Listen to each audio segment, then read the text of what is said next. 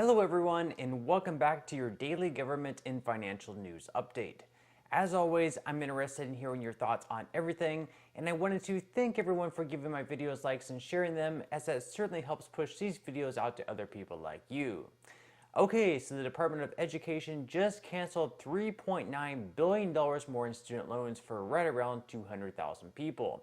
According to CNBC, those who are eligible for this relief are students who attended ITT Technical Institute between January 1st, 2005 through its closure in September 2016, including those who have not submitted a borrower defense claim.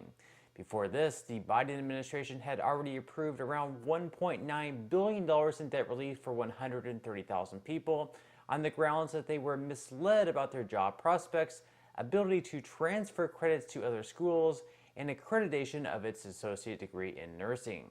Now, other than those people, some Americans over the last year and a half have been waiting on President Biden to wipe out their student loans as well.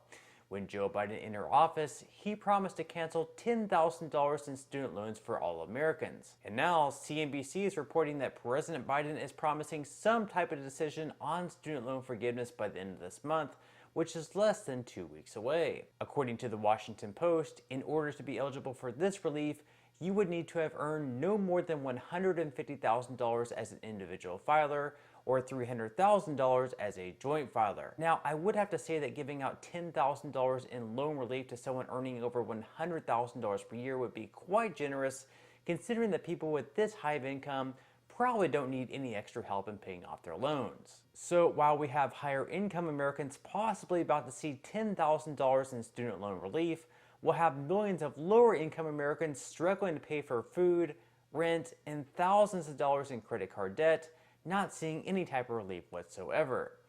Now, progressive Democrats would like to see President Biden give those with student loans even more money, with Senate Majority Leader Chuck Schumer and Elizabeth Warren pushing for Biden to forgive $50,000 per person. In a statement, Schumer said, "We need the working people of America.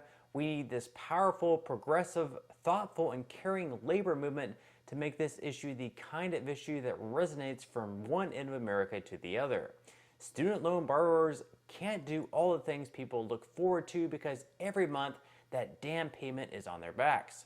Let's fight and persist until we succeed in canceling $50,000 in student debt."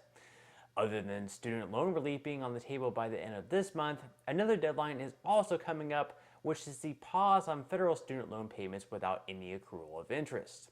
Since the start of the COVID-19 pandemic, a pause on these payments were set in place, and now, nearly 2.5 years later, the payments have still been delayed. And according to The Hill, Education Secretary Miguel Cardona said that a decision would be made soon on whether or not the current freeze on student loan payments would be extended for a few more months. Now, as far as being able to forgive student loan payments, whether it's $10,000 or $50,000, it's questionable right now whether President Joe Biden would be able to do this with just an executive order.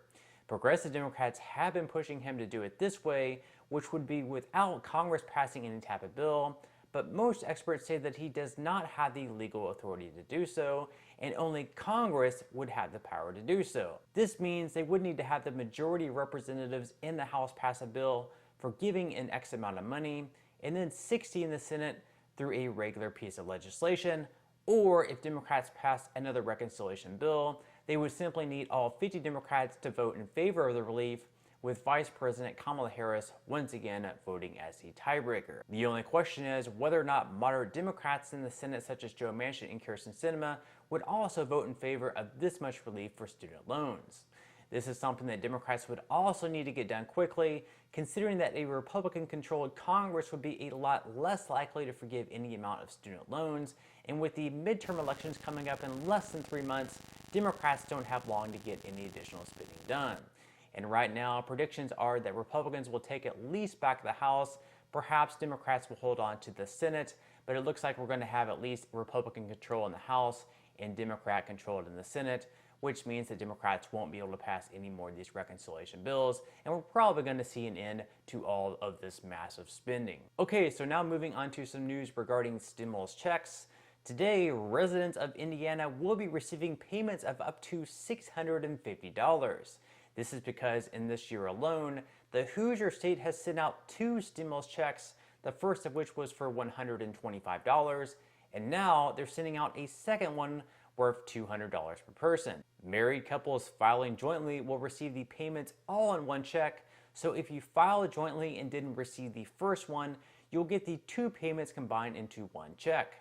Now, over in Iowa City, Iowa, they set aside nearly $3 million to send out relief payments to people who didn't qualify for the 3rd stimulus check from the American Rescue Plan. Those were at the federal level for $1,400. And after the raffle, they still had nearly $700,000 left over. Now, with all this money left over, there were still more than 300 people that had not received a check. So on Tuesday night, they passed a measure to send out the money to the remainder of those people. Also, according to the Scanner over in Portland, Oregon, they're starting out their own private universal basic income program called the Black Resilience Fund. With millions of dollars raised from donations, they'll be sending out $1,000 per month to single applicants, $1,500 to adults with 1 or 2 children, and $2,000 per month for adults with 3 or more children. To be eligible, you must be at least 18, identify as Black, African American, or African, and live in Multnomah County. Hope I pronounced that correctly. The first priority for these payments will be going to those recently incarcerated workers making within $2 of Portland's minimum wage and those who have been through the foster care system. They say that right now they hope that this program will last at least 3 years, as there have been some other programs in the past that have only lasted 1 year that hasn't been nearly as successful, so they believe that having a longer term program, perhaps 3 years, will have a good bit more of success. Now, universal basic income is still a relatively new idea, with some countries testing out models themselves to see how it works. Some economists say that it's been a good thing, whereas other economists say that it's led to more inflation and really hasn't helped all that much, and perhaps has even kind of lowered the motivation for people to go back to work because they're already receiving this much income. So it really doesn't give them as much motivation at work to make more money, to get raises, things like that. And actually recently in the US, we had a presidential candidate run on the platform to send out these monthly payments.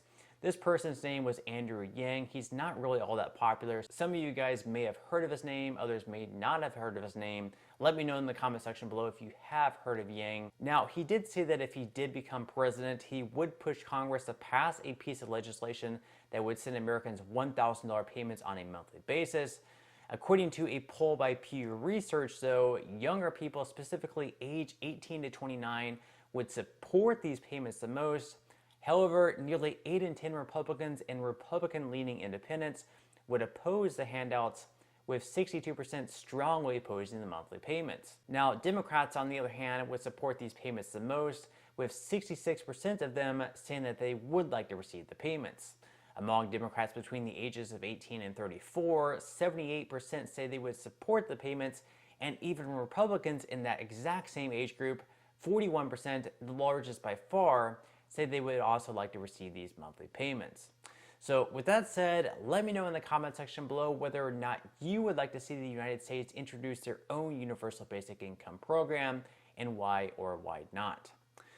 Okay, so now moving into some money news, where stocks fell off a good bit yesterday, with the S&P 500 in the red by 0.72%, the Dow Jones down by 0.50%, and the Nasdaq falling off the most by 1.25%. Pre-market trading is also so far in the red, with Dow futures down 0.25%, S&P 500 futures down 0.28%, and Nasdaq futures in the red by 0.34%.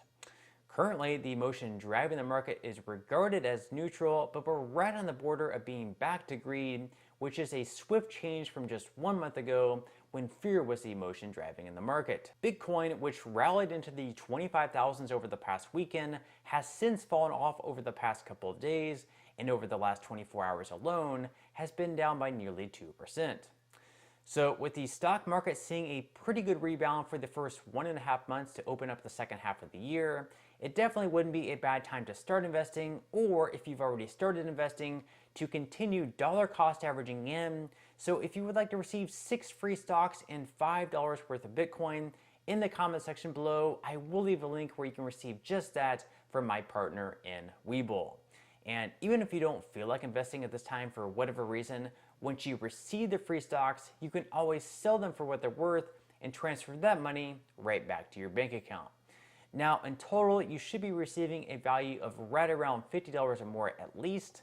Some people have received over $3,000 and all the way up to $10,000 in the past, which this money will be taxable and enforced by all these new IRS agents. But still, you can think of that as just some free extra money with just a few minutes of work. But on that note, I'm going to go ahead and wrap up this video. If you enjoyed the content in today's video and you would like to see more like it, I would encourage you to give this video a like, subscribe to my channel, and make sure to ring the notification bell. That way you won't be missing any of my future videos. And until next time, I hope you have a wonderful rest of your day, and I'll see you in the next video.